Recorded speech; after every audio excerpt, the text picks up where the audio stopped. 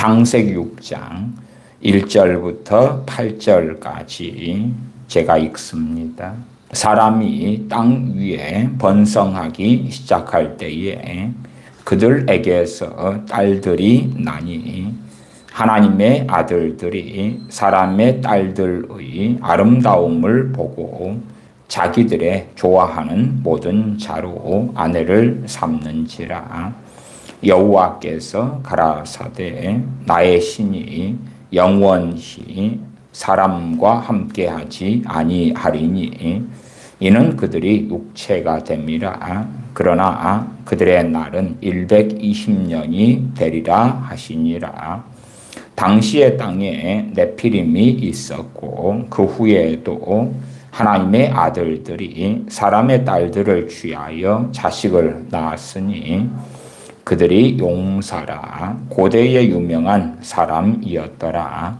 여호와께서 사람의 죄악이 세상의 관영함과 그 마음의 생각의 모든 계획이 항상 악할 뿐임을 보시고 땅 위에 사람 지으셨음을 한탄하사 마음에 근심하시고 가라사대 나의 창조한 사람을 내가 지면에서 쓸어버리되 사람으로부터 육축과 기는 것과 공중의 새까지 그리하리니 이는 내가 그것을 지었음을 한탄함이니라 하시니라.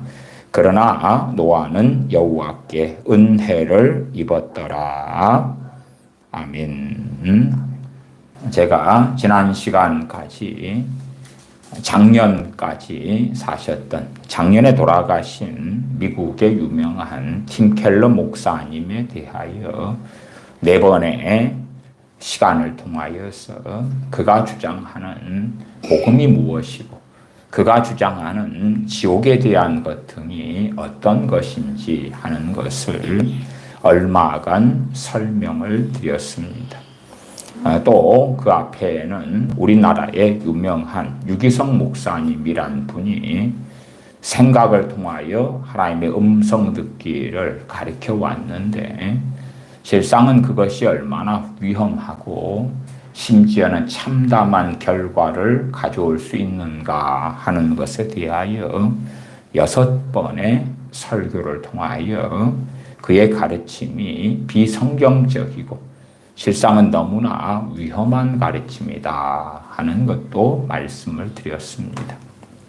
유기성 목사님의 생각을 통한 하나님의 음성 듣기 그런 것에 대하여 그것이 잘못된 것을 설명하고 하니 유기성 목사님을 추종하는 그러한 몇 분이 댓글을 달았더라고요. 그 중에 한 분이 단 댓글은 그런 내용이었습니다. 당신은 완벽하냐? 당신은 실수하지 않냐? 그런 이야기더군요. 그분의 논리에 따르면 일단은 유기성 목사님이 실수한 건 맞다. 물론 실수보다도 성경을 잘못 해석하고 잘못 가르치는 실수가 아니라 범죄다. 범죄다. 그 말이에요. 아니 세상에 사람에게 폭행을 하고 사람을 학대하고 도둑질하고 사기를 치고 그런 일들이 있고 그런 범죄들이 있고 그러나 더 근원적으로 무서운 범죄는 뭐냐 하면 바리새인들처럼 서기관들처럼 하나님의 계명을 사람의 계명으로 바꾸어 버리는 것이 하나님의 계명을 어그러뜨리고 속이고 거짓말하는 거예요. 팀 켈러 목사님 같은 경우는 짐을 지우는 것 같은 그러한 기독교는 진짜 복음이 아니고 가짜다. 그건 율법주의다. 복음이 아니다. 정말 복음은 우리에게서 모든 짐을 다 거두어 간다. 그리고 우리가 기쁨으로 가득하고 평안으로 즐거움으로 해방감으로 가득하게 하는 것이 진짜 복음이다.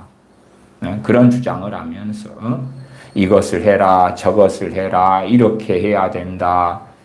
그러한 주장을 하는 것은 율법주의고 복음이 아니다. 그래서 팀 켈러 목사님의 잘못된 복음에 대해서도 얼마간 말씀을 드렸습니다.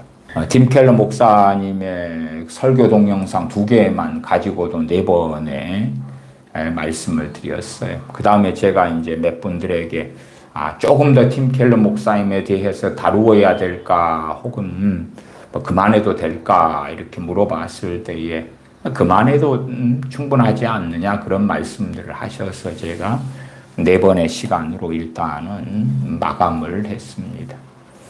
유기성 목사님의 생각을 통한 하나님의 음성 듣기에 대하여 6번에 걸쳐서 말씀드린 것은 그분이 겉으로 내세우는 주님과 24시간 동행하기, 하나님과 동행하는 것, 24시간 주님만 바라보는 것, 예수로 죽고 예수로 살고 나로 죽는 것, 그리스도와 함께 십자가에 못 박히고 주님 안에서 주님과 함께 동행하는 것. 그러한 겉에 포장된 것의 내용의 알맹이는 뭐냐 하면 생각을 통하여 하나님이 또 주님께서 말씀하시기 때문에 그것을 날마다 듣고 사는 것이 깨어있는 삶이다. 그것이 주님과 동행하는 삶이다. 그 알맹이를 그걸로 채우는 것이고 또 주님과 24시간 동행하려면 생각을 통하여 하나님 말씀하시는데 그것을 일기로 써라. 일기로 써라. 그것이 영성일기다. 그 영성일기를 쓸 때에 주님과 24시간 동행할 수 있다. 생각을 통하여 떠오르는 대로 기도할 때도 뭔가가 막 떠올라 거기에 하나님이 하시는 음성이 있다.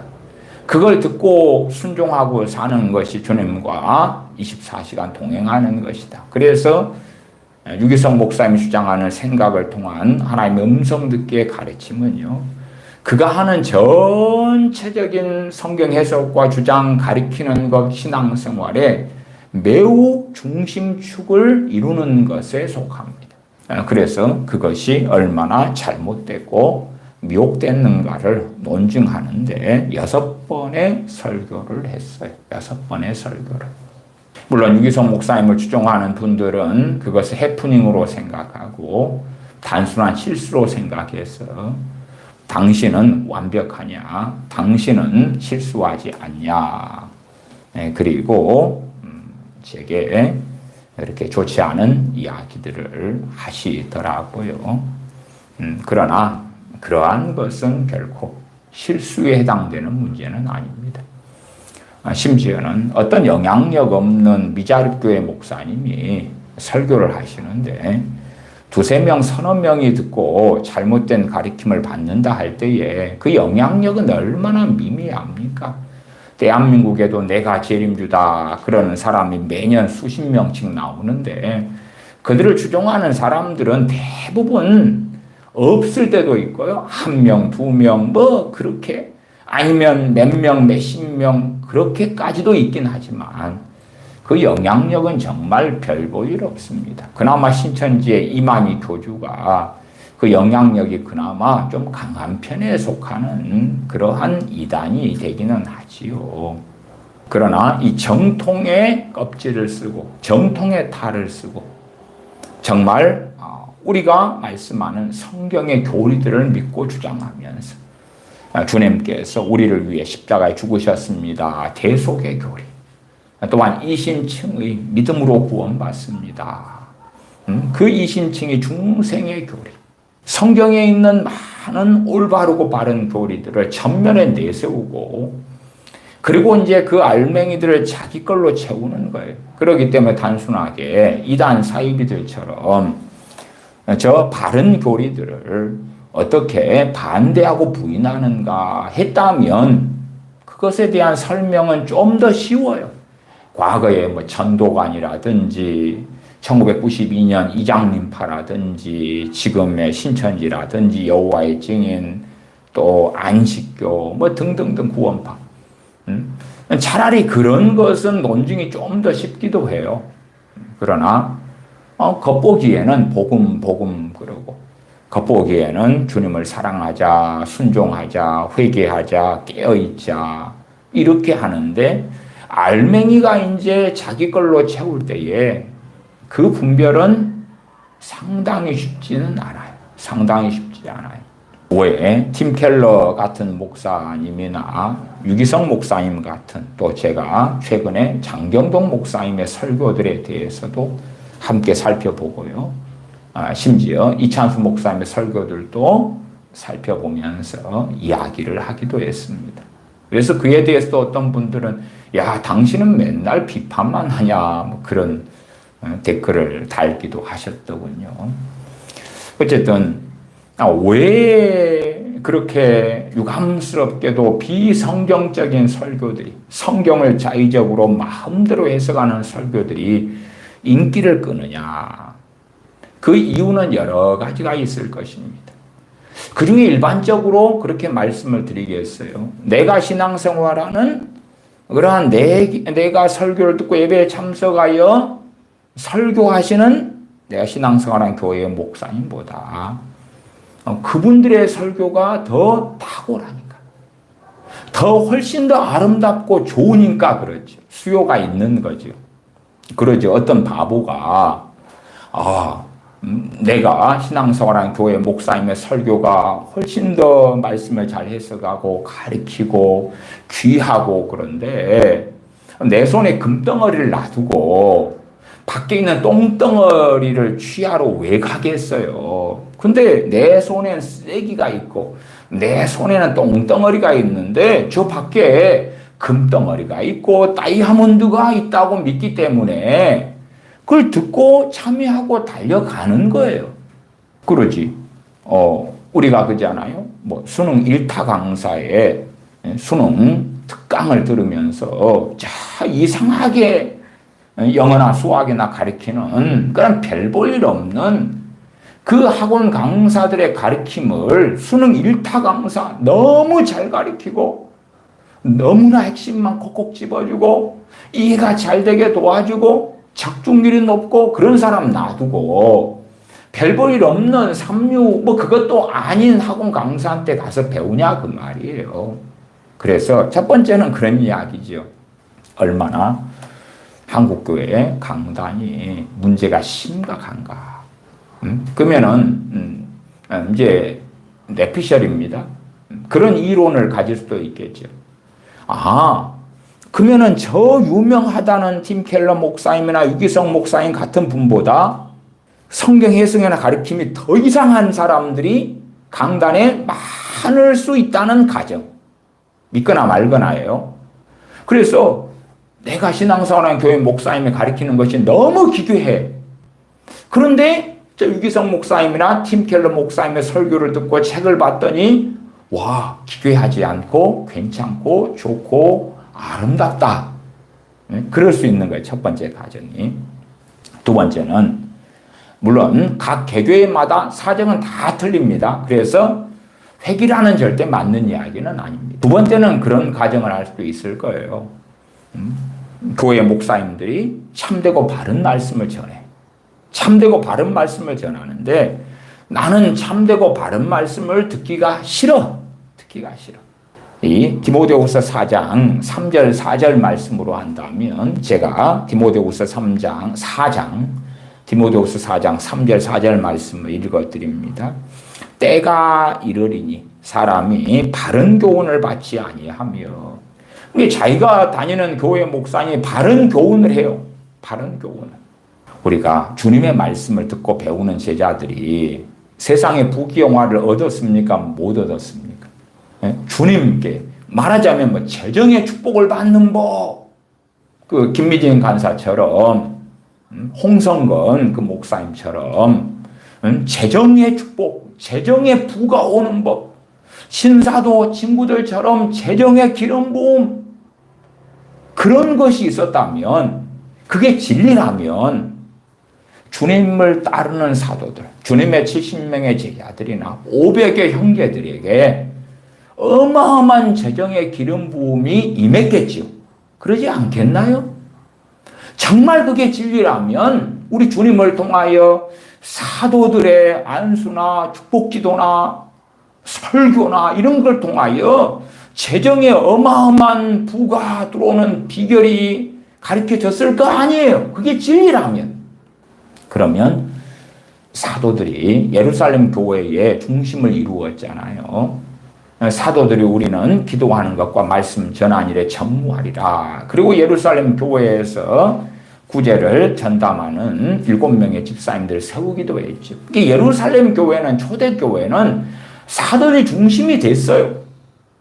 그러면 그러한 재정의 부에 기름 부음 같은 것이 진리라면 사도들이 12명이 사역했고 그런 교회라면 헬라파 과부들이 없어야 돼. 히브리파 과부들, 그래서 매일 구제를 받는 사람이 있으면 안 되는 거예요. 예루살렘 교회가 어마어마한 부귀영화고 와버려야 돼요. 이 시대의 갑부들, 재벌들보다 더 놀라운 재벌들이 나타날 수도 있어야 됐던 거예요. 또 사도 바울에게 가르침받은 그러한 데살로니가 교회의 교회들, 환난을 받으면 안 돼. 환난이 아니라 평안이 오고 어마어마한 부가 주어지고 승리가 주어지고 영광이 주어져야 되는 거예요. 빌립보 교인들이 참 어려움과 고난 속에 있음에 사도 바울이 기뻐하라.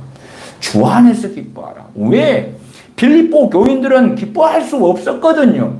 많은 고난이 있는 환경 속에서 기뻐할 수 없었는데 사도 바울은 진실로 그리스도인이 기뻐하는 그 이유에 대하여 실상은 빌립보서 등을 통하여 말씀하면서 기뻐하라고, 다시 말하느니 기뻐하라고, 환난 속에서 기뻐할 수 없는 데살로니가 교인들에게 데살로니가 전서를 통하여 사도 바울은 항상 기뻐하라고.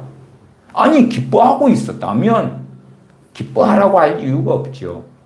누가 노래를 부르고 있는데 노래 좀 해봐라 그럽니까? 누가 웃고 있는데 좀 웃어봐라 그럽니까? 그냥 웃지 않고 있으니까, 슬퍼하고 있으니까 슬퍼하지 말아라, 근심하고 있으니까 근심하지 말아라, 두려워하고 있으니까 두려워하지 말아라 그러는 거죠. 기뻐하지 않고 있으니까 기뻐하라 그러죠. 주님께서도 제자들에게, 근심하고 있는 제자들에게 근심하지 말아라, 염려하지 말아라, 그렇게 말씀하시는 거예요. 그런데 참으로 어떤 어마어마한 부가 오는 그러한 원리가 성경에 있다면, 물론 그런 식으로 설교하고 설교 제목을 정하고 신사도에 속한 자들이 그렇게 전하고 전에 예수전도단 대표였던 그런 홍성건 목사님 같은 사람, 또 김미진 간사 같은 사람이 그렇게 전하니까 환장을 하는 무수한 사람이 있겠지만, 그게 말씀에서 오고 진리에서 온 거라면 사도 바울이 복음을 전하고 가르치는 그 교회들, 또한 가르침받은 무수한 그리스도인들은 어마어마한 세계적인 부를 얻게 되었겠죠. 그 진리라면, 그 진리의 원칙, 야, 이래 하면 이렇게 되는 거야. 그렇다면, 그러니까 유감스럽게도 때가 이르리니 사람이 바른 교훈을 받지 아니하며, 어떤 교회 목사님은 바른 교훈을 전하는데, 그런데 바른 교훈을 들으니까 어마어마한 부를 얻지도 못해, 내 귀를 즐겁게 하지도 못해, 세상 소망이 일어나지도 않아. 그러면 아이고, 나는 이거 말고 내 마음에 원하는 욕망을 충족시키는 그런 가르침을 받고 싶다. 그렇게 하니까, 그렇게 전하는 사람들 찾아보는 거, 유튜브에서든 오프라인에서든 찾아보니까, 신앙서적에서든 찾아보니까, 오, 여기 있구나. 오, 여기 있구나. 이 사람이 내 스승이야. 정말로 나는 어쩔 수 없이 지역 교회 로컬 처치에서 이 교회를 다니고 여기에 신앙생활을 할 수밖에 없는 형편이지만, 내 진짜 스승은 장경동 목사님이야. 내 진짜 스승은 유기성 목사님이고, 내 진짜 스승은 이찬수 목사님이고, 내 진짜 스승은 팀켈러 목사님이야. 그렇게 하고 사는 거지. 물론 제가 1번, 2번 두 가지 사례만 말씀드렸지만 그 외에도 많은 사례가 있을 거예요. 정말 우리 교회 담임 목사님이 설교하는데 너무 기괴해. 근데 유기성 목사님은 별로 덜 기괴하네. 훨씬 그것보다 100배, 1000배가 설교가 가르치면 낫구나. 그렇다면 현 시대의 강단들은 얼마나 이상해졌는가. 그렇게도 생각할 수 있고, 반대로 어떤 교회 목사님들은 바른 교훈을 전하는데 그 바른 교훈이 세상에 성공도 안 가져오고 복도 안 가져오고 막 놀라운 기쁨이나 가정 자녀들이 다 잘 되는 거야. 다 잘 돼. 가족 구원이 다 일어나고 자녀들이 하나님께 놀랍게 쓰임받고 나도 내 인생에 가난이 없어지고 무능함이 없어지고 재정에 놀라운 복이 임하고 성공이 임하고 그러면서 하나님께 놀랍게 영광까지 돌릴 수 있는 그러한 명예와 재정과 권세가 주어진다. 그런 가르침을 듣고 싶은데 우리 교회 목사님이 강단에서 그것을 전해주지 않는 거예요. 그러니까 아이고 그게 아니야.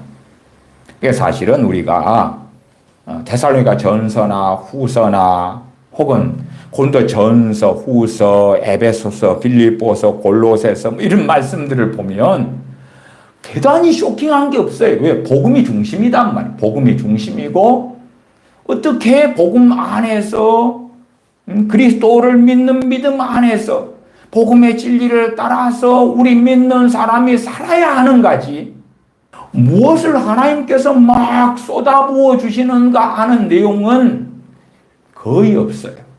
우리가 어떻게 열심을 내어서 그리스도를 영화롭게 할 것인가? 하나님을 기쁘시게 할 것인가? 주 안에 거하여 살 것인가? 어떤 걸 순종해야 하는가? 어떤 진리의 길을 걸어야 하는가? 그런 것들을 사도 바울 등을 통하여 증거하고 있는 거예요. 그러면 좀 자신의 사욕을 위하여 살려는 사람, 자신의 욕망을 위하여 살려는 사람은 그 순수한 말씀 자체가 별로 반갑지 않아요.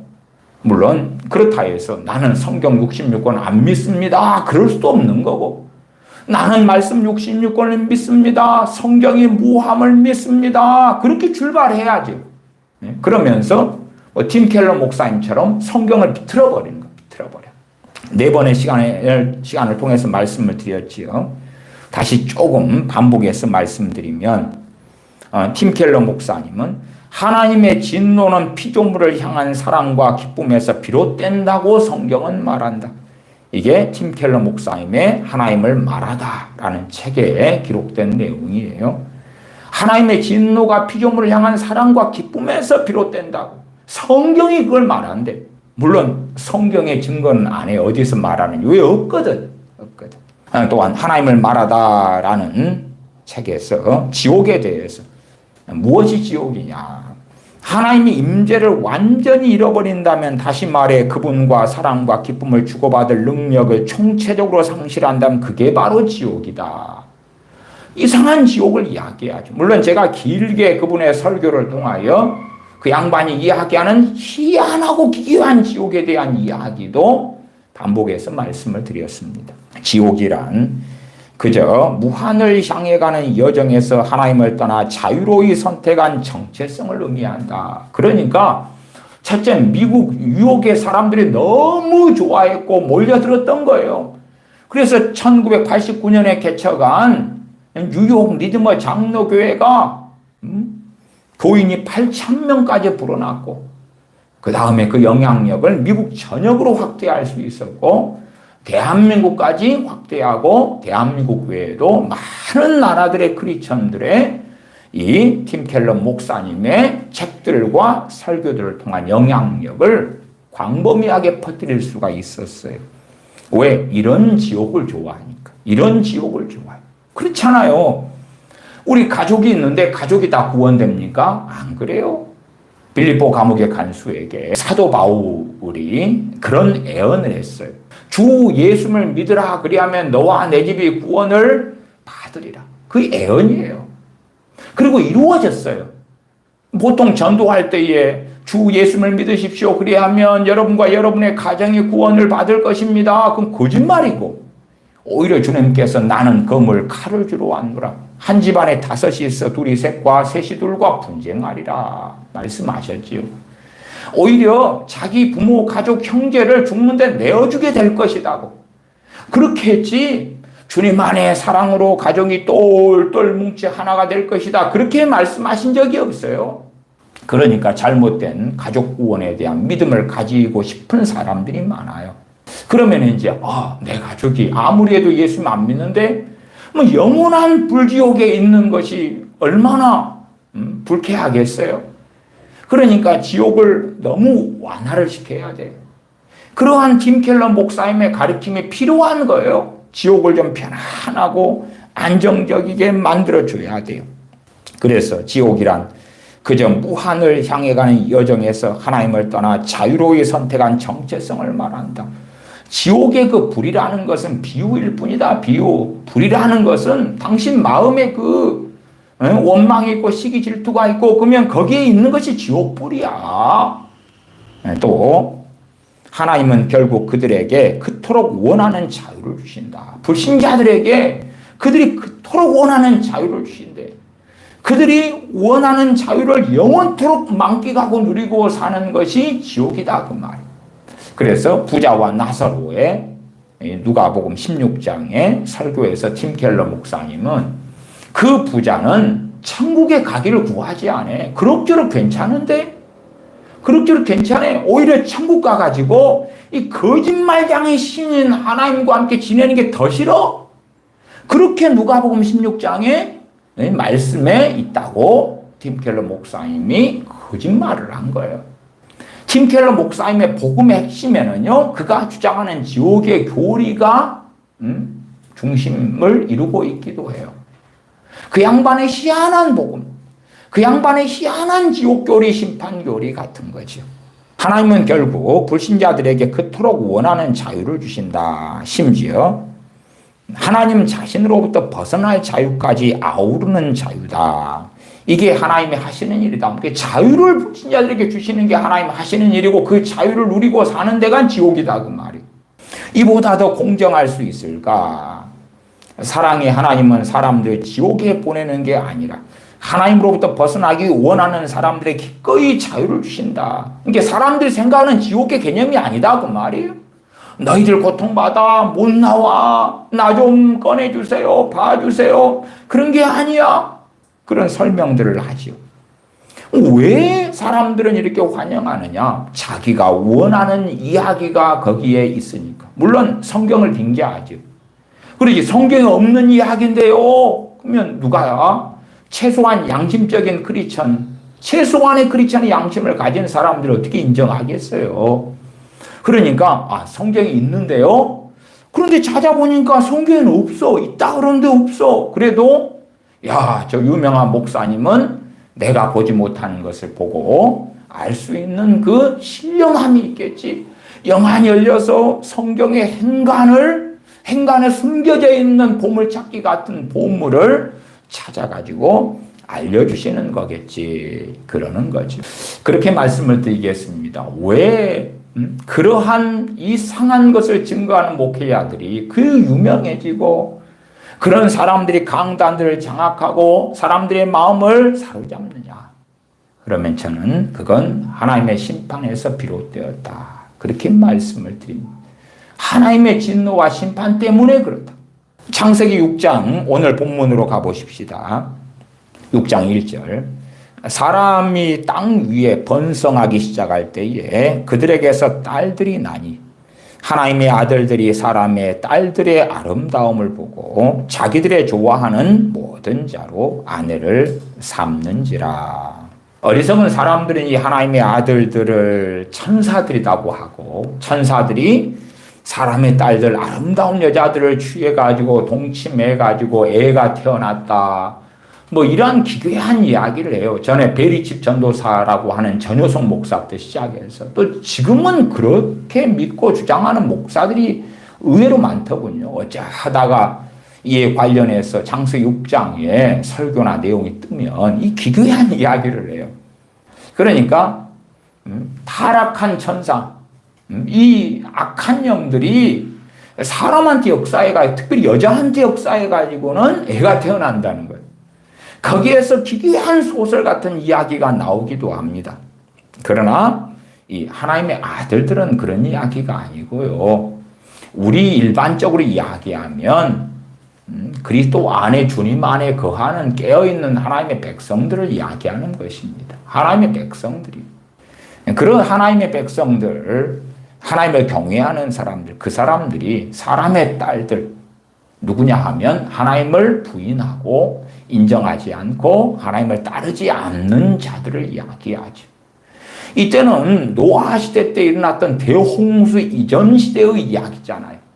그렇기 때문에 하나님에 대하여 더 생생하게 전해져 내려왔을 때예요. 그러니까 하나님에 대한 그 놀라운 증언들을 거부하고 부인하는 거예요. 지금 시대라면 진화론 등에 빠지고 하나님을 모르는 자들이 많겠지만, 그러나 과거의 시대에는 하나님을 모르는 자들하고는 좀 상당히 다르다. 그런 말씀을 드려요. 왜냐 그러면 6장 3절로 가면 여호와께서 가라사대 나의 신이 영원히 사람과 함께하지 아니하리니, 인류 역사에서 성령님을 거두시는 거예요. 나의 신 성령님이 사람과 함께하지 아니하리니 거두시는 거예요. 물론 나중에 성령님께서 사람들과 함께 하시는 걸 발견해요. 그러나 그것은 정말 부분적이고 임시적이고 그래요. 말하자면 이 하나님의 무서운 심판이 떨어진 거예요. 어떤 심판이냐 하면 나의 신, 나의 영, 성령님을 사람들에게서, 인류에게서 거두시겠다는 거예요. 거두시겠다는. 이에 대한 여러 가지 흘러가는 내용을 설명드리려면 복잡하기 때문에 이 시간의 주제는 아니기 때문에 생략합니다. 다윗 왕에게 성령님이 역사하셨고 청년 사울에게 역사하신 다음에 그가 세 사람이 되고 이스라엘의 초대 왕이 되었고, 모세 선지자에게 성령님이 역사하셨고 여호수아에게 지혜의 신으로 역사하셨고 사사들에게 역사하셨고 등등의 많은 것을 봅니다만은, 그러나 그것이 정말 소수의 사람들에게 국한되었다는 것도 우리가 확인할 수가 있어요.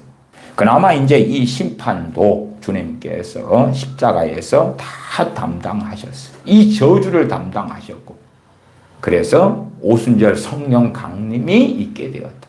그러나 그럼에도 불구하고 오순절 성령 강림을 통하여 모든 믿는 자에게 성령님께서 임하시는 이 하나님의 자녀의 권세가 있음에도 불구하고 실제로 성령 세례를 받는 믿는 사람들은 드물다. 제가 경험했던 1970년대나 80년대보다 90년대가 넘어가면 더 확연히 줄어들었어요. 더 확연히. 주님을 믿으면서 회개가 터지고 죄 때문에 아파하고 뒹굴고 구원의 감격 때문에 눈물 흘리고 또한 기뻐하고 그러는 사람의 비율이 현저히 사라졌어요. 현저히. 저는 정말 1980년대를 정확히 기억하고요.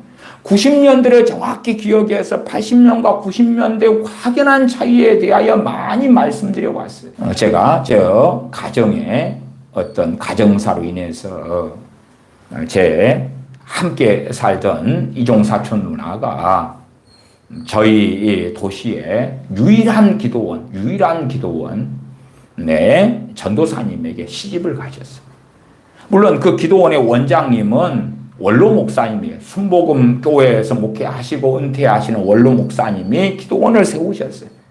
거기에 그 유일한 기도원에 이제 살림도 하고 또한 여러 가지 수발도 들고 행정도 하고 그런 이제 전도사님이 계셨는데 그분에게 시집을 가셨어요. 그러니까 제가 1979년인가부터는 주말 되면 그 기도원에 가서 그 예배에 참여하고 거기서 밥 먹고, 왜 누나가 거기 있으니까 함께 집에서 살다가 거기에서 의상실 다니다가 직장 생활하다가 시집을 가버렸는데 저 산속에 제가 사는 도시 여수에서 유일한 기도원에 거기에 시집 가서 산속에서 생활을 하게 됐는데, 그래서 버스를 타고 가면 버스 종점이에요. 저 멀리 종점까지 가고 거기에서 이제 산을 걸어서 올라가요. 한참 산길 올라가면 나오는데 당시에는 79년이라 그래도 그 기도원에 산상 집회를 하면 많은 사람이 모였어요. 시설도 좋지 않고 화장실도 좋지 않고 그 다음에 밥도 스스로 해 드셔야 돼. 천막 쳐가지고 그냥 살아야 돼. 그냥 각자가 가져온 걸 가지고 김치나 총각김치 그런 걸로 서로 나누어 먹고 때 되면 산에서 나무에다가 밥해 먹고 집회에 참석하는 그런 시대였어요. 그런 시대를 생생하게 보고 살아왔단 말이에요. 조금 지나니까 기도원이 그 돌산에 하나 생기게 되었는데 그 누가 세웠냐 그러면 제 매영 목사님, 이제 정호사님 매영 목사님이 되셨죠. 그 매영 목사님의 어머니 권사님께서 놀라운 하나님의 기적을 만나고 하나님께 신유은사를 받은 다음에 기도원을 세우셨어요. 돌산 섬에다가. 그것이 이제 우리 도시 여수시의 두 번째 기도원인 거예요. 그 다음에 기도원들이 곳곳에 이제 조금씩 생겨나기 시작한 그런 것을 압니다. 그러니까 기도원에서 신앙생활을 한 것을 어쨌든 저 개인적인 가정사 이런 이유로 일찍부터 그 속에서 살아왔다고 말이에요. 그리고 성령세례 받는 많은 장면들을 봐왔어요. 그런데 그런 것이 80년대하고 90년대, 2000년대하고는 너무나 확연하게 틀린 거예요. 성령님께서 임하시고 역사하시는 그 놀라운 일들이 너무 많이 없어져 버리는 거예요. 너무 많이 없어져 버려요. 그냥 꼭 우리가 이마트, 롯데마트 같은 데 가면은 시식 코너들 있잖아요. 그런 시식하는 그런 것 맛배기 보는 일조차도 없어져 버린 것 같은 그런 시대가 되어지고 만 거예요. 그러니까 최소한 이 6장 2절에 하나님의 아들들이 사람의 딸들의 아름다움을 보고 자기들의 좋아하는 모든 자로 아내를 삼는지라. 하나님을 부인하는 여자들, 하나님을 인정하지 않는 여자들, 하나님을 부인한다는 것은 당신은 우상으로 달려간다는 거예요. 일반적으로. 그런 여자들과 하나 되기를 원하는 거예요. 고린도후서에 너희는 믿지 않는 자와 함께 멍에를 매지 말라 그랬죠. 하나님을 경외하고 하나님을 섬기는 사람들이 육체의 정욕대로 살기를 선택하고 아름다운 여자들을 취해요. 그 대표적인 인물로 누가 있습니까? 이때의 사람 말고 후대에 다윗의 아들 솔로몬 왕이 그랬죠. 솔로몬 왕의 타락의 중심에는 그 여자들이 있죠. 그 여자들의 아름다움 속에 들어가고 그래서 그 여자들을 따라서 각 신들에게 함께 우상 숭배에 참여하는 그 악의 길을 솔로몬 왕이 늙어서 들어갔죠. 그러한 것처럼. 근데 그러한 것은 솔로몬 왕의 개인사인데 이때에는 일반적이 되었다. 일반적이 되었다. 시대는 계속하여 변해왔습니다. 문화도 변해왔습니다. 그래서 과거의 시대로 한다면은 이 결혼에 있어서 여자 같은 경우는 자기의 선택권은 별로 없는 시대였고 치안이 중요했기 때문에 남자들이 너무 중요했고 그래서 거꾸로도 뭐 맞을 수도 있습니다. 하나님의 딸들이 사람의 아들들의 외모와 멋짐을 보고 취하여 결혼했다 그렇게 할 수 있습니다만은 과거의 문화상은 그게 안 맞는 이야기. 결혼에 자유연애 시대가 아니니까 여자가 누가 마음 든다고 결혼하는 그런 시대가 아니에요. 나중에 흘러서요. 우리가 야곱 시대에 삼촌 라반, 외삼촌 라반의 집에서 있을 때에 그 결혼을 누가 선택하고 결정합니까? 그건 아버지가 결정하잖아요. 아버지 외삼촌 라반이 그래 너가 라헬 사랑해? 그러면 7년 동안 머슴살이 해. 대가를 값을 지불해. 그리고 이제 머슴살이 하려고 하니까 그래서 결혼을 시켰는데 첫날 밤에 동침을 했는데 자고 난 다음에 보니까 자기가 연애했고 사랑했던 라헬이 아니고 언니 레아가 있는 거예요. 누가 결정해서 침상에다가 레아를 집어넣어 버려요? 아버지가. 그렇기 때문에 지금 시대의 자유연애나 아니면 남자 여자가 서로 좋아하는 사람을 선택해서 결혼하는 그런 풍조 속에서 이해하시면 조금은 맞지만 많이는 틀리다. 이 남자가 특별히 이 결혼에 대해서 핵심적인 선택에 그 권세를 부리는 그런 시대였다. 그런 관점에서 6장 2절에 하나님의 아들들이 사람의 딸들의 아름다움을 보고 자기들의 좋아하는 모든 자로 아내를 삼은지라. 그 결과가 뭐겠어요? 자녀를 교육하는 건 누가 하죠? 엄마들이 하죠. 애들을 낳아가지고 세상의 자녀로 마귀의 자식으로 키우는 거죠. 남자들은 가서 밭일하고 농사를 하고 짐승을 키우고 일을 할 거 아니에요. 그러면 완전한 세속화가 일어나고 말이죠. 마찬가지예요.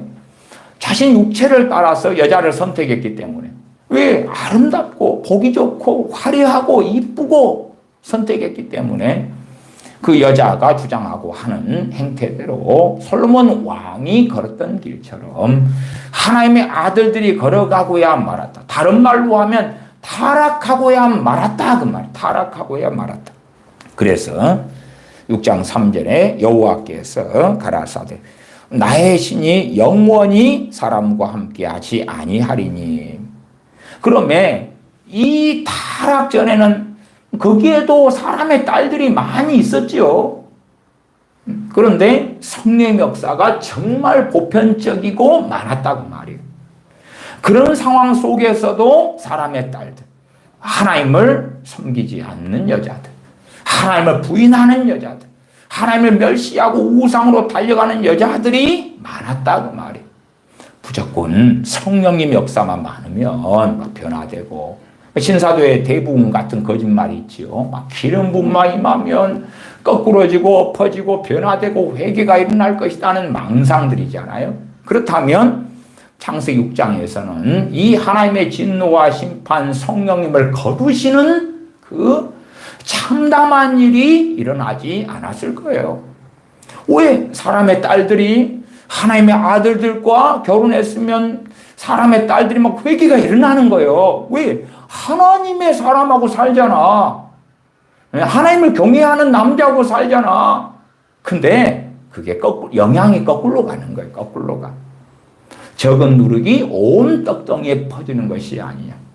너희는 묵은 누룩을 내어버리라 하는 고린도전서 5장 말씀처럼 묵은 누룩을 내어버리지 않으면 우리가 조금 상한 것이 전체를 상하게 하고, 곰팡이가 조금 피었는데 방치하면 전체가 피어버리는 것처럼, 다 버려야 되는 것처럼 그렇게 되는 거예요. 그렇게 돼요.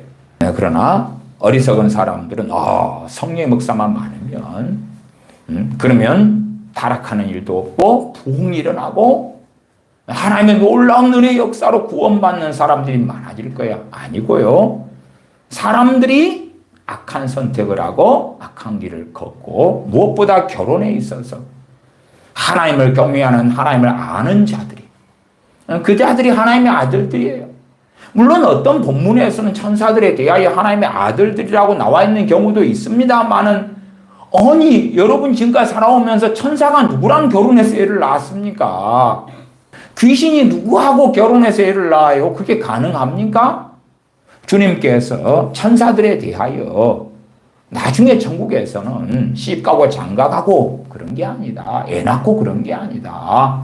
그런 말씀들을 통하여 이야기해 주시기도 하지요. 그러나 어리석어져 버리면 성경에 봐봐라. 하나님의 아들들이 천사에 대해서 나온 구절이 있잖아. 이건 천사야.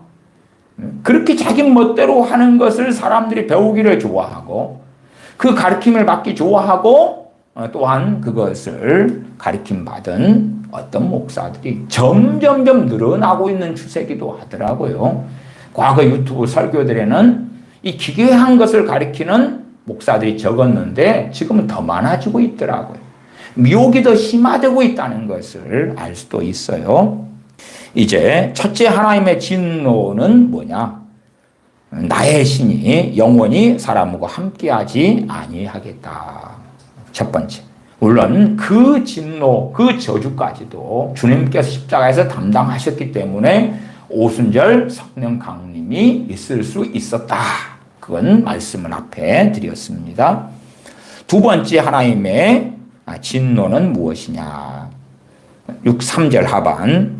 그러나 그들의 날은 120년이 되리라 하시니라. 수명을 제한해 버리신 거예요. 오래 살아서 뭐해? 500년, 700년, 1000년 살아서 뭐하냐 그 말이에요. 죄마다 많아져. 사실 우리 입장에서는 오래 살면 회개할 기회를 더 가질 수 있잖아요. 50년 사는 것보다 한 500년 살면, 그러면 여유롭게 전도를 할 수 있을 거 아니에요. 500년을 사니까 하나님께 돌아올 기회도 더 많고 뭐 그런 좋은 방향으로 생각을 할 거 아닙니까? 그러나 정말 성령님께서 광범위하게 역사하실 때에도 사람들은 악의 길을 걸어갔어요. 그러면 오래 살면 어찌 돼요? 우리가 죄를 지으면 내 상태가 죄를 짓기 전과 똑같이 그대로 있습니까? 그렇지 않습니다. 내가 사람을 속여요. 그 다음 또 속여요. 또 속여요. 그럼 나는 그대로 있습니까? 그렇지 않아요. 내가 거짓말을 해요. 또 해요. 또 해요. 또 해요. 내가 누구를 미워해요. 또 다른 사람을 미워해요. 또 다른 사람을 또 미워해요. 증오해요. 오난을 가져요. 그러면 나는 똑같은 사람으로 있습니까? 아니에요. 점점점 악해지고 점점점 강팍해지는 것입니다. 그러면 하나님께 나아가는 길은 점점점 막히는 거예요. 또한 내가 그 죄 가운데 들어가면 들어갈수록 마귀는 점점 강하게 역사하는 거예요. 내 생각을 통해, 내 감정을 통해, 내 환경에도 역사하고, 내 가정에도 역사하고, 내 육체에도 역사하고, 공격하고, 심지어는 더 많은 죄들을 지을 때에 마귀는 멋대로 해버릴 수도 있는 거예요. 물론 어느 선까지 하나님이 제한선을 두시는 것은 존재합니다만, 그럼에도 일반적으로 죄가 관영해지면 관영해질수록 마귀 역사는 점점점 강렬하게 되기 때문에 마치 어떤 사람이 중독에 빠졌어. 마약 중독에 빠지고 알코올 중독에 빠지고 약물 중독에 빠지고 그렇게 하면 할수록 벗어나기 어려운 것처럼 마귀 역사가 점점점 강해지기 때문에 벗어나기가 훨씬 더 어려워져요. 물론 주님께서 이 땅에 오신 다음에 귀신을 쫓아내셨어요. 사도들에게 70명의 지자들에게 귀신을 쫓아내는 권세를 주셨고 또한 믿는 자들도 주님의 이름으로 귀신을 쫓아내게 하셨어요. 그러나 그러한 일반적인 귀신의 역사는요, 사역적으로 축사 사역은요, 사람이 귀신에게 잡혀버린 경우, 잡혀버린 것, 제정신이 아닌 것들, 그라사 광인처럼. 그러나 보편적으로 역사하는 더러운 귀신의 역사는 그 사람은 자기 자유를 가지고 행해요. 자기 제정신으로 말하고 밥 먹고 제정신으로 노름하러 가고 그런 거예요. 단순하게 그것을 마귀가 사로잡아서 그게 아니에요. 사로잡힌 상황이 아니에요. 그냥 그렇게 실상은 귀신과 동거동락하면서 사는 그런 것이고 자신의 의지가 그대로 있고 자신의 자유 가운데 밥 먹을 자유, 화장실에 가고 싶으면 가고 자기 발로 욕하고 싶으면 욕하고 그렇게 살아가는 가운데의 강렬한 마귀 역사이기 때문에 그런 것을 목회자나 치유사역자나 축사사역자가 당신에게 마귀가 역사하니까 이리 오세요. 내가 쫓아내 줄게요. 그렇게 할 수 있는 그런 영역이 대부분 되지 않는다. 축사사역에 있어서 제가 그런 말씀도 많이 드려왔습니다. 6장 4절에 당시의 땅에 네피림이 있었고 그 후에도 하나님의 아들들이 사람의 딸들을 취하여 자식을 낳았으니 그들이 용사라 고대의 유명한 사람이었더라. 6장 4절의 개혁성경이나 개정개혁판의 이 성경의 번역은 다소 애매하게 되어 있습니다. 그래서 저는 이 부분은 뭐 다른 번역 성경들을 좀 더 동의하는 입장인데 공동번역, 새번역, 현대 인해성경 번역을 이 부분을 읽어드리겠습니다. 순서가 정확히 보시면 공동번역으로 한다면 6장 4절에 그때 그리고 그 뒤에도 세상에는 네피림이라는 거인족이 있었는데 네피림은 거인족을 이야기합니다. 힘이 강한 거인족이 키만 크고 멀 때까지 그 거인인데 힘이 없고 비리비리하면 되겠습니까? 그렇지 않지요. 네피림이라는 거인족이 있었는데 그들은 하나님의 아들들과 사람의 딸들 사이에서 태어난 자들로서 뛰어난 장사들이었다.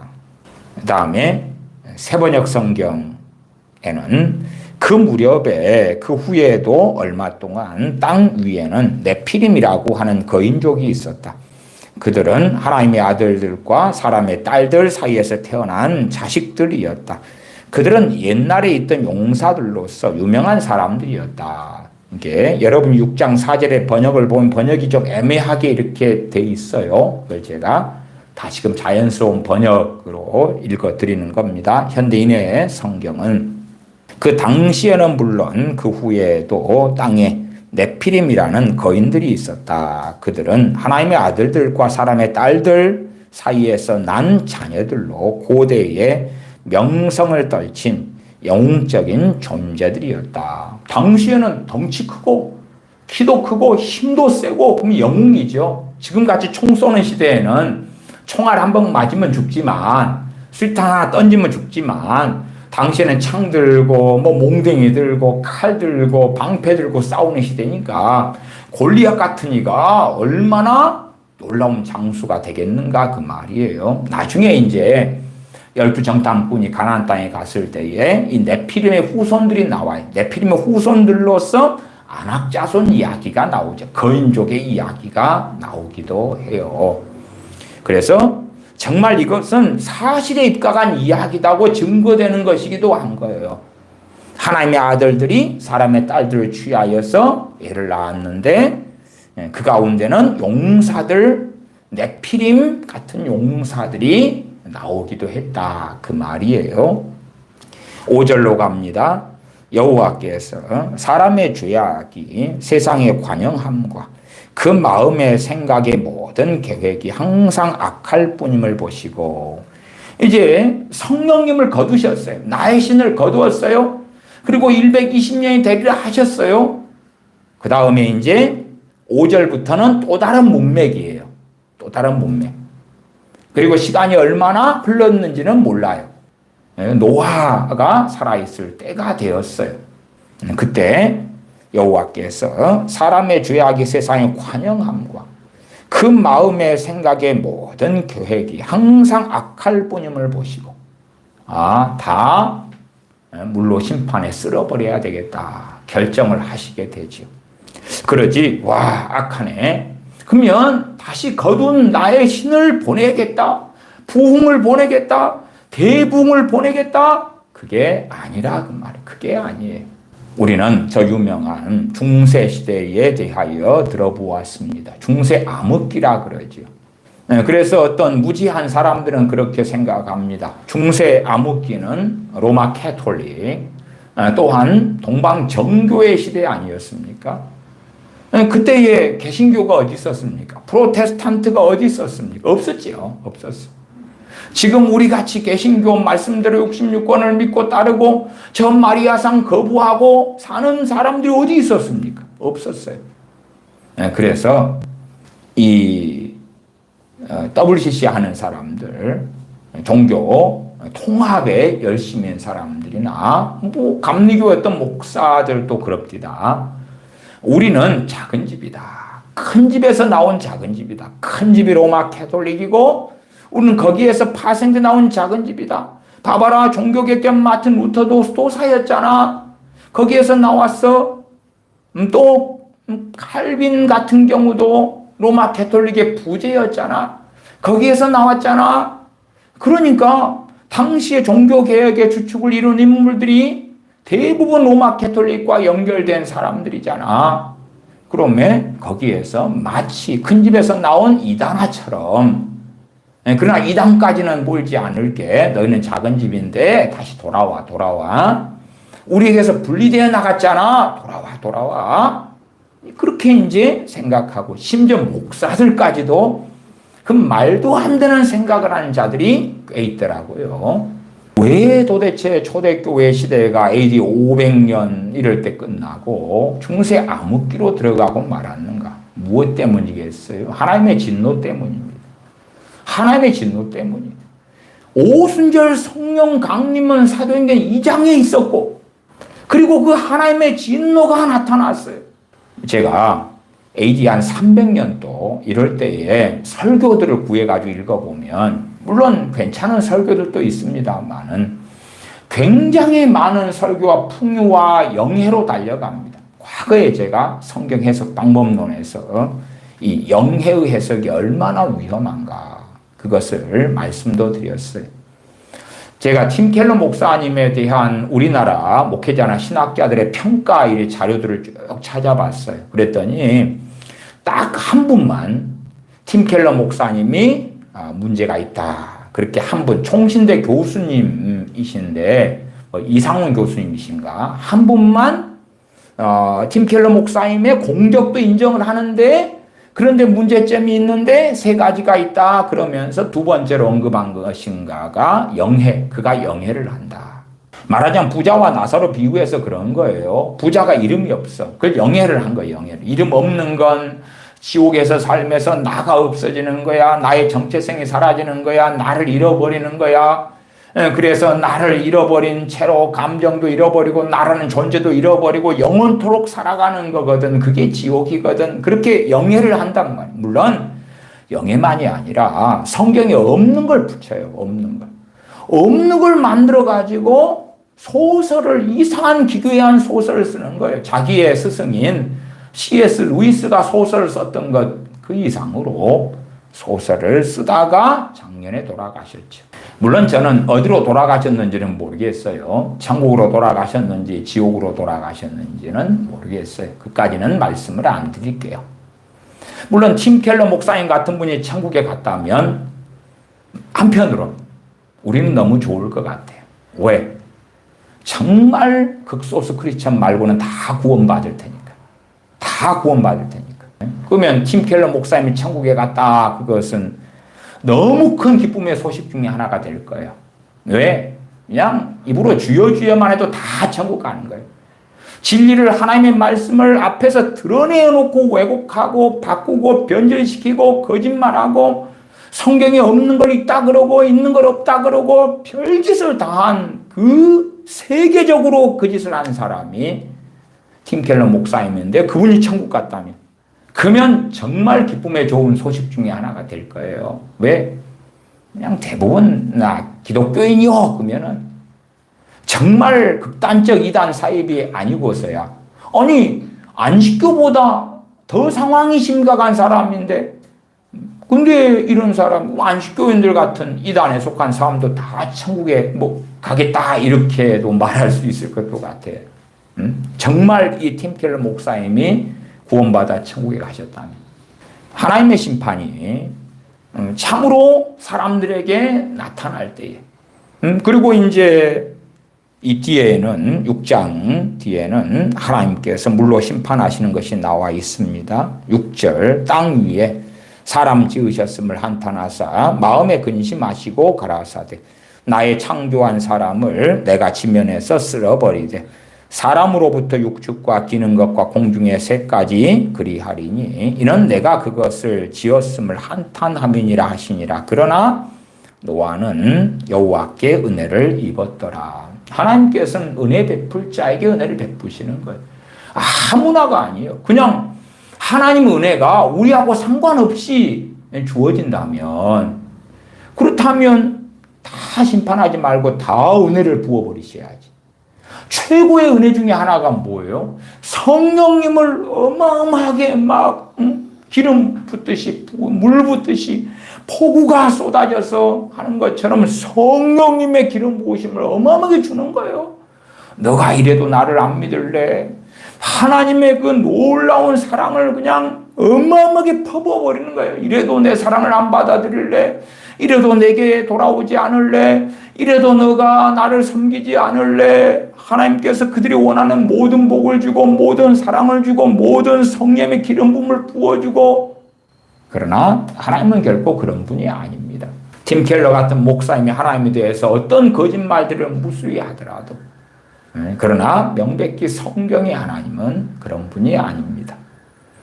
노아는 여호와께 은혜를 입었더라. 나는 내가 긍휼히 여길 자를 긍휼히 여기고 강팍해 할 자를 강팍해 하신다.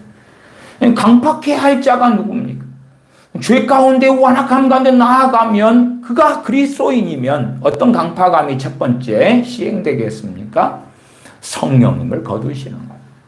마치 이 창세기 6장 3절처럼 여호와께서 가라사대 나의 신이 영원히 사람과 함께 하지 아니하리니 성령님을 거두시는 거예요. 그러니까 기도하려는데 기도가 안 돼요. 말씀을 옛날처럼 사모하고 묵상하려는데 그 마음이 싹 없어. 기도하려고 무릎을 꿇었는데 뭘 기도해야 되는지도 모르겠어. 뻘 생각만 나요. 잡생각만 나요. 마귀만 역사해요. 예배를 드리려고 말씀을 청종하려고 앉아있으면 잠만 와요. 잠만 와. 꾸벅꾸벅 졸다가 말아요. 그렇게 돼버려. 그러나 노아는 여호와께 은혜를 입었더라. 왜 지금 시대의 강단이 이렇게 더러워지느냐? 사람들이 그걸 선택했기 때문에 하나님의 진노, 하나님의 심판이 이루어지고 있는 거예요. 우리가 1907년에 때에 평양대붕을 얼마나 좋아합니까? 평양대붕 너무 좋아해요. 1907년에 평양대붕. 그러나 조금 지난 다음에 1910년에 뭐가 있었습니까? 한일합방이 있었어요. 그리고 나중에 이제 1930년 중반으로 가면 이 한반도에 우리 한민족의 선배님들, 선배 크리스천 분들에게 광범위하게 뭐가 일어납니까? 신사참배가 일어나죠. 신사참배가 일어나요. 신사참배 찬성하고 신사참배로 가는 거예요. 아니 1907년에 평양대붕이니까 30년 뒤밖에 안 됐는데 그 평양대붕이 한반도 전체 퍼져버려야 될 거 아니에요. 그 다음에 놀라운 부흥의 불결에 사로잡혀야 될 거 아니에요. 우리 한민족 사람들 그 누구나가. 그런데 왜 평양대붕의 역사하시고 주셨던 그 놀라운 부흥의 불길이 사라지고 그것을 잃어버리느냐 그 말이에요. 우리 한민족의 소수의 크리스천들이 하나님보다 변명과 합리화, 또한 당시에는 목사들이 앞장섰거든요. 신사참배를 가결하는 데 앞장섰고, 그러면서 목사들이 성경 해석하기를 신사참배는 그것은 우상숭배가 아니다. 점점점 미혹이 강해지는 것은 무엇 때문이냐? 그건 첫째는 사람들의 선택 때문이고, 그러나 또 다른 한편으로는 하나님의 진노 때문이다. 하나님의 진노 때문이다. 데살로니가 후서 2장 9절부터 보겠습니다. 데살로니가 후서 2장 9절부터 12절까지 제가 읽어갑니다. 악한 자의 임함은, 물론 이 악한 자는 적그리스도를 이야기합니다. 어느 때에 적그리스도가 출현할 것이다. 악한 자의 임함은 사단의 역사를 따라 모든 능력과 표적과 거짓 기적과, 거짓 기적도 있지만 이 적그리스도에게 하나님께서 뭘 허락하십니까? 모든 능력을 허락하시고 표적을 허락하시는 거예요. 그러니까 그 표적이 거짓 표적을 이야기하는 게 아니고, 거짓 표적, 거짓 기적은 그 다음에 또 있고, 우리가 모세 선지자가 이 애굽의 바로의 그 술사들과 함께 대결하는 걸 보잖아요. 이게 바로의 술사들도 지팡이를 통하여 뭘 만듭니까? 뱀을 만들어요, 뱀을. 그런 정도로 하나님께서 이 적그리스도에게 허락하시는 거예요. 10절, 왜 허락하시느냐? 불의의 모든 속임으로 멸망하는 자들에게 이 말이니, 이는 저희가 진리의 사랑을 받지 아니하여 구원함을 얻지 못함이니라. 진리의 사랑을 받지 아니하여 구원함을 받지 못하는 그런 자들에게 적그리스도가 임하고 그들을 속이게 될 것이다. 11절, 이러므로 하나님이 유혹을, 다른 말로 하면 미혹이죠. 유혹을 저의 가운데 역사하게 하사 거짓 것을 믿게 하시면, 거짓 것을 믿게 하신다. 이런 일들이 제가 앞에 말씀드린 것처럼 초대교회에서 중세교회로 넘어갈 때, 초대교회가 AD 300년대가 되면 이미 강단이 얼마나 영해로 빠지고 희한해지고 이상해져 버렸는지 몰라요. 그 다음에 자연스럽게 하늘 여신, 자연스럽게 하나님의 어머니 마리아 교리가 들어오고요. 그리고 이제 성경에 없는 것들과 영해, 성경을 기괴하고 이상하게 팀 켈러 목사님 같은 이보다 더 이상하거나 비슷하게 성경을 광범위하게 해석하고 가리키는데 누가 좋아해요? 교인들이. 교인들이. 아니, 교인들이 요구가 있는 거예요. 수요가 있는 거예요. 아니, 이상하고 기괴하게 강단에서 전하는 A 목사님, A 주교가 있다고 합시다. 그러면 교인들이 제정신이 있는 경우, 그걸 원치 않는 경우는 안 가요, 안 가. 그 사람은 인정받지 못하게 되는 거예요. 그 사람은 유명하지 않게 되는 거예요. 그 사람을 따르는 사람이 별로 없게 되니까 그 사람은 도태되겠지요. 수요가 없으니까. 근데 이상하게 영예를 하니까 사람들이 환장하고 좋아하는 거예요. 그리고 막 모여드는 거예요. 구름대 벌떼처럼 모여드는 거예요. 그래서 그런 사람이 교회 안에 권력을 가지고 주교가 되고 대주교가 되고 그 기독교의 핵심 중심 인물이 되고 기독교의 교리를 결정할 힘과 파워를 갖게 되고 그리고 당연히 이제 여러 가지 회의들을 통해서 희한하고 기괴한 기독교의 교리들이 만들어지고 선택되어질 때에 그걸 따라서 기독교인들이 가죠. 당시에는 얼마나 문명의 시대였습니까? 성경이 지금보다 얼마나 더 희소했냐 그 말이에요. 그러니까 성경도 못 읽어본 사람들, 글자도 모르는 사람들이 태반인데 주교가 성경에 이런 게 있어 그러면 믿죠. 아니 지금은 한 사람의 크리스천이다면 성경 없는 사람이 어디 있어요? 요즘에 인터넷에 성경 앱도 얼마나 많습니까? 성경을 오프라인이든 온라인이든 다 가지고 있어요. 팀 켈러 목사님 같은 분이 성경에 없는 이야기를 막 하는데 사람들이 받아들이는 시대라면 과거에는 성경이 없으니까 확인도 잘 못하는 거예요. 그런 시대에 거짓말을 하는데 사기를 치는데 속기는 얼마나 더 쉬웠겠어요. 그러나 그 광범위한 미혹을 허락하시는 것은 과거 초대교회에서 중세교로 넘어갔던 일과 똑같은 거예요. 똑같은 거. 지금도 로마 캐톨릭에 속한 사람이 이 지구상 인구 가운데 한 14억 명이 넘잖아요. 그렇게 광범위한 미혹 속에 있어요. 동방정교회는 또 얼마나 많습니까? 우크라이나를 침공한 저 러시아 같은 경우도 러시아의 푸틴 같은 사람이 동방정교회 신자 아닙니까? 그래서 때로는 그 절기들마다 뭐 울퉁벗고 물속에 들어가고 그런 것도 동방정교회의 어떤 전통을 따라서 하기도 하고 그런 거예요. 그렇게 동방정교회 미사에 참석하고 뭐하고 해요. 그 러시아 사람들이 그리고 우크라이나를 공격하고 침공하고 침략하고 죽이고 그래요. 그런 기괴한 삶을 살아가지요. 데살로니가후서 2장 11절 이러므로 하나님의 유혹을 저의 가운데 역사하게 하사 거짓 것을 믿게 하시는 신사교회들은 부흥 하나님은 부흥 맞으셔요. 하나님은 너무 놀랍게 사랑해요. 사랑 부흥 부의 축복 기름 부으심 블라블라블라 거짓 것을 믿게 하시면 12절 진리를 믿지 않고 불의를 좋아하는 모든 자로 심판을 받게 하려 하심이니라. 이제 적그리스도가 출현하면 그런 일이 지구상 전반적으로 적그리스도를 통해 일어날 거예요. 그러나 이 말씀을 통해 제가 말씀드리는 것은 하나님께서 행하시는 원칙을 말씀드리는 거예요.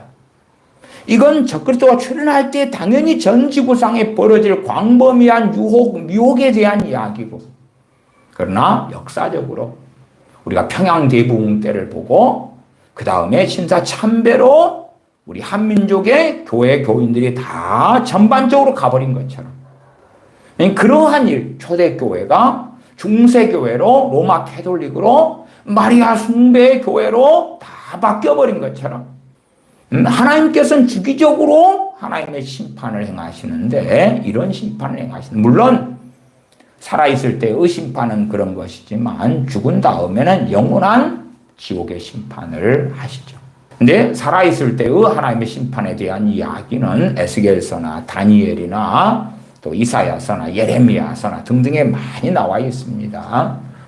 또 요한계시록에서도 나팔재앙, 인해재앙, 나팔재앙, 대접재앙을 통한 심판들도 많이 나와 있어요. 물론 영원한 심판은 아니고 이 세상에서 하나님께서 심판하실 때에 대한 이야기를 하고 있습니다. 왜 이 강단이 이렇게 더러워지고 광범위하게 우리가 일반적으로 그렇지. 다닐 교회가 없습니다. 들어볼 설교가 없습니다. 그런 부류가 있고.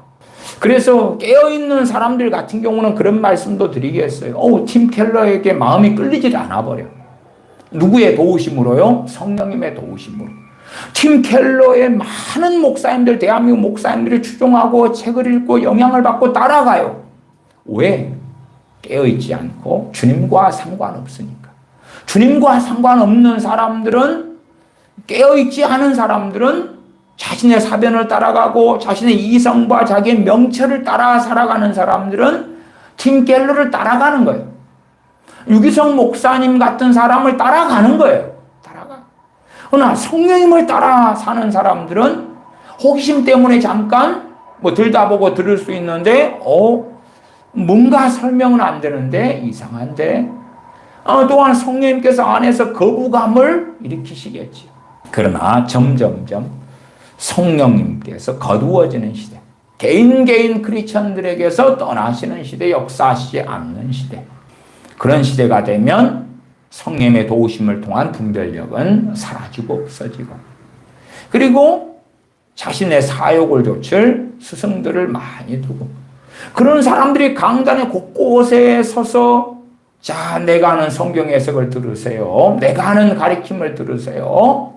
그리고 그 가르침을 전파하는 거예요. 사람들은 선택하죠. 그런 것처럼 왜 유혹이 광범위하게 퍼져가느냐 할 때에 하나님께서는 거짓 것을 믿게 하신다. 진리를 믿게 하시는 게 아니라 거짓 것을 믿게 하신다. 어떤 자들에게요? 2장 12절에 진리를 믿지 않고 불의를 좋아하는 모든 자로 하여금 심판을 받게 하려 하심이니라. 소경을 인도하면 둘 다 구덩이에 빠지느니라. 바리새인 서기관들 화 있을진저 소경된 인도자야. 소경된 인도자가 구덩이에 빠집니까? 안 빠집니까? 빠지죠. 그 구덩이는 궁극적으로 무엇이 되겠습니까? 하나님의 영원한 심판이 되죠. 그 소경된 인도자를 따르는 사람도 영원한 심판에 들어가고, 당연히 소경된 인도자가 어찌 심판을 받지 않으리요. 그래서 불의를 좋아하는 모든 자, 그런 자들로 하여금 거짓 것을 믿게 하시는 거예요. 그것을 하나님께서는 역사 속에서 반복해 오셨어요. 그것이 대한민국 교회든 미국 교회든 영국 교회든 호주 교회든 어느 나라의 교회든지 간에, 그러나 참으로 진리를 따르고 믿는 사람들이 많아질 때에 부흥을 주시는 거죠. 부흥을 주시는 거예요. 참으로 하나님을 찾고 쫓는 자들이 있을 때에 그 지역에 그렇다면 지역에 부흥을 주시는 거고, 과거에 장대현 교회, 평양 장대현 교회에서 길선주 장로님을 중심으로 하여서 정말 하나님을 사모하는 자들이 평양 대부흥이 평양 장대현 교회 사경회가 1월 달에 있을 때에 몇 달 전부터 새벽에 모여서 은혜를 구하고 하나님의 도우심과 하나님의 말씀을 사랑하여 엎드리고, 이런 일들이 있어 왔을 때에 그 사경회를 통하여 평양 대부흥이 일어나게 하셨다, 그 말이. 그러지 자기 멋대로 막 살아가는데 신사도애들이 주장하는 대로 언제 대부흥이 올 것이야, 그게 아니라 오히려 무엇이 옵니까? 이러한 유혹을 저의 가운데 역사하게 하시느냐. 적그리스도가 오면 지구상 전체에 그렇지만 그때가 언제일지는 모르지만, 그러나 지금 현재에도 정말 광범위하게 강단들이 더러워지고 설교들이 가르침들이 더러워지고 성경 해석이 이상해지면서, 그러면서 정상적으로 믿는 사람들이라면 이상한데 왜 목사님들은 많은데, 왜 물은 많은데 마실 물이 없느냐, 왜 목사님들은 많은데 이렇게 설교를 이상하게 하지, 기괴하게 하지. 또 목사님들도 소경이 되니까 팀 켈러 목사님 같은 분의 책들을 보면서 영향을 받고 가르침을 받아서 내 스승 팀 켈러 목사님을 따라서 성경 해석하고 가르치고 전하고 그렇게 살아야 되겠다. 그러면서 강단을 더럽히는 그러한 어리석은 일들이 일어나고 있습니다. 디모데후서 4장 3절 4절만 읽고 말씀 마무리합니다. 디모데후서 4장 3절 4절입니다. 디모데후서 4장 3절 4절 제가 읽습니다. 때가 이르리니 사람이 바른 교훈을 받지 아니하며 귀가 가려워서 자기의 사욕을 좇을 스승을 많이 두고, 그래서 초대교회 시대가 종말을 맞이하고야 말았어요. 마찬가지예요. 어느 곳들에 부흥이 일어났다. 말하자면 미국의 1차 대학성 운동. 그리고 그 대학성 운동이 소멸되고 사라져버려요. 어느 때에 다시 하나님의 은혜로 2차 대학성 운동이 일어나요. 그 다음에 소멸되고 사라져버려요. 데이비드 브레이너드 선교사님 같은 젊은 종을 통해서 인디언 부족들 마을들에게 부흥이 일어납니다. 그러나 그 부흥이 오래 가지 않아요. 데이비드 브레이너드 같은 20대 중반 후반의 선교사님을 통하여 그 목숨을 건 선교를 통하여 부흥이 인디언 마을들에 다는 아니어도 다니는 상당히 많은 곳들에 일어나요. 그러나 그러한 부흥을 금방 인디언 부족들은 또 잃어버려요. 하나님께서 주신 그 부흥의 그 은혜를 얼마나 유지하느냐, 잃어버리느냐. 어디에 달렸어요? 다른 말로 하면, 우리 개인으로 하면 개인의 부흥이 뭐겠어요? 성령 충만이죠. 성령 충만을 내가 잃어버리느냐, 유지하느냐? 그건 각자마다 다른 것이 되겠죠. 4장 3절 때가 이르리니, 이 때는 이제 정말 최종적인 그때는 주님 오실 때가 다 되어가고 적그리스도가 출현할 그때가, 이것이 정말 놀랍게 이루어진 때가 되겠죠. 그 다음에 이런 것들이 전반적으로 일어나면 심판이 있겠구나, 하나님의 진노가 있겠구나. AD 300년도에 말씀이 기괴해지고 이상해지니까 점점점 교회는 이상해지고, 그래서 결국은 이 시대부터는 중세 시대라고 하자, 중세 교회 시대라고 하자. 초대교회 시대 때도 이상했어요. 정말 이상했어요. 그러나 그래도 약간 끝물이 뭔가가 진리를 따르는 게 있었으니까 이때까지도 초대교회라고 하자. AD 500년, 400년이 됐어도. 그러나 600년이 돼버리면 이건 초대교회에 뭔가 하나도 없네. 중세교회 시대야. 그렇게 교회사적으로 결정을 내렸지요. 때가 이르리니 사람이 바른 교훈을 받지 아니하며, 바른 교훈을 받아 돈이 나오나 떡이 나오나 인생의 성공을 가져오는가, 내게 아름다운 배우자를 가져오는가, 내게 아름다운 외모를 가져오는가, 성공을 가져오는가, 내 인생 삶에 놀라운 행복을 가져오는가? 그렇지 않아. 사람들이 행복을 어디서 얻어요? 여행 가고, 맛있는 걸 먹고, 돈을 많이 벌고, 소득이 많고, 정말 아름다운 연인을 만나서 사귀고, 내가 정말 원했던 물건을 가지게 되고, 명품백 같은 거, 그런 걸 가지게 되고, 명예를 얻고, 승진하게 되고, 그럴 때 행복을 느껴요. 그때 만족을 느껴요. 그런 것을 하나님은 주셔야 되는데 왜 안 주셔? 바른 교훈을 통해서 그런 걸 얻을 수 있는가? 그걸 얻을 수 있었다면, 제가 앞에 서두에 말씀드렸잖아요. 예루살렘 교회에 사도들이 목회했을 때에 예루살렘 교인들이 그냥 어마어마한 성공과 부귀 영화를 얻어버렸을 것이라고. 그러지 비참하게 7 집사님을 세워가지고 헬라파 과부, 히브리파 과부들에게 매일, 그것도 한 달 1년 먹을지도 아니고 그날 먹을 일용할 양식을 배급해 주는 일, 그 밥퍼하는 것 같은 그런 일, 또한 지금의 밥퍼하는 것 같은 그런 반찬 여러 개를 주는 식사도 아니고요. 기껏해야 빵 정도 나눠주는 것. 그런 비참한 삶을 예수님을 믿는 헬라파, 히브리파 과부들이 살지 않았을 거예요. 왜? 사도들이 놀라운 재정의 복을 받는 비결, 하나님 앞에서 놀랍고 아름다운 영광스러운 삶을 사는 비결, 막 이런 걸 전해줬을 테니까. 그게 진리라면. 솔로몬 왕같이 세상의 부귀영화와 지혜를 얻는 비결, 그런 걸 가르쳐주고. 아니면 다니엘 선지자처럼 그 대제국의 총리가 되고 하나님께 지혜를 얻고 그런 비결 가르쳐주고 배우면 되잖아. 그랬을 테니까. 그러나 그건 결코 진리가 아니다. 때가 이르리니 사람이 바른 교훈을 받지 아니하며 귀가 가려워서 자기의 사욕을 좇을 스승을 많이 두고, 많이 둘 수 있잖아요. 정말 성경 그대로잖아요. 전에는 이제 저 같은 사람들은 신앙서적을 사보면서 신앙서적을 통해 스승들을 삼아요. 이제 스승들을 삼아. 그것도 많이 두는 거죠. 지금은 인터넷 시대이기 때문에 훨씬 더 쉽게 스승들을 많이 둘 수가 있어요. 많이도. 4절 또 그 귀를 진리에서 돌이켜 허탄한 이야기를 조추리라. 허탄한 이야기. 제가 앞에 다시 팀 켈러 목사님이 한 그 지옥에 대한 허탄한 이야기.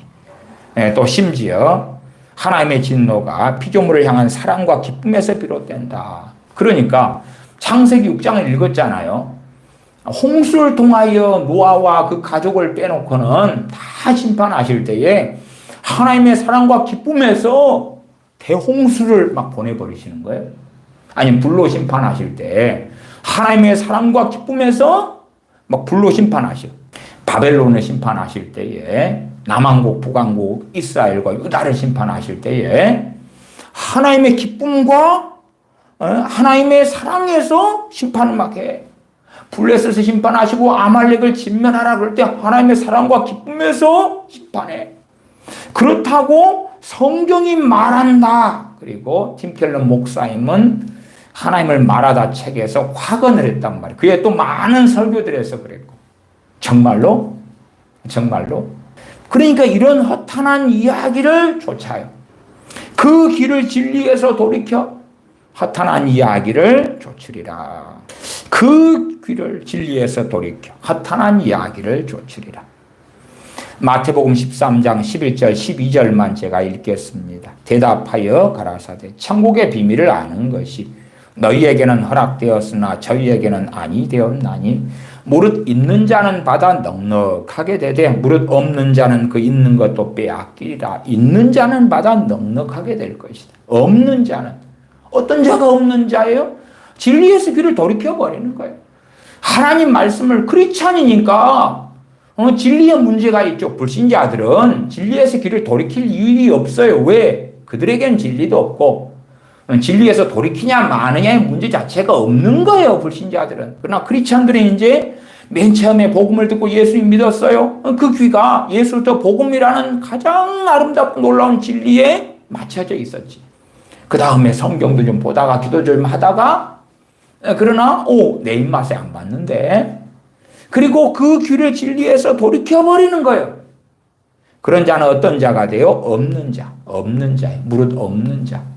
그 있는 것도 빼앗기리라. 그 없는 자, 그 있는 것이 뭐요? 예수 그리스도를 믿는 믿음이지. 주 예수를 통해서 받은 믿음을 통해 얻은 영생이겠지.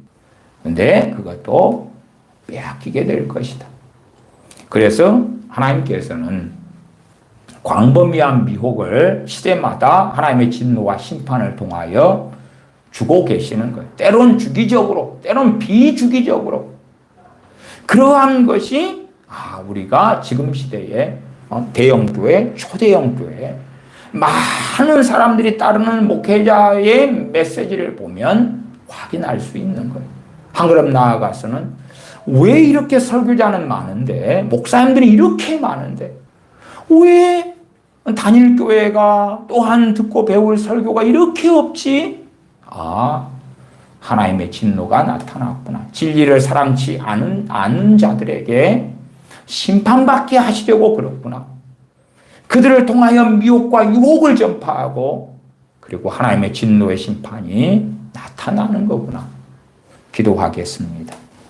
아버지 하나님, 시대를 분별하는 그러한 분별력, 눈을 가지는 지혜로운 자녀들이 되게 하여 주시옵소서. 참으로 진리에서 귀를 돌이켜서 허탄한 이야기를 쫓는 완악한 자로 하나님 앞에 발견되지 아니하고 때로는 이 세상에 살면서 덜 먹고 덜 마시고 고난 가운데 살지언정 진리의 말씀을 사랑하여 진리 가운데 진리의 사랑 속에서 주님을 즐거워하다가 주님 앞에 서는 복된 자녀들 되게 하여 주시옵소서. 우리 주 예수님의 이름으로 기도하옵나이다. 아멘.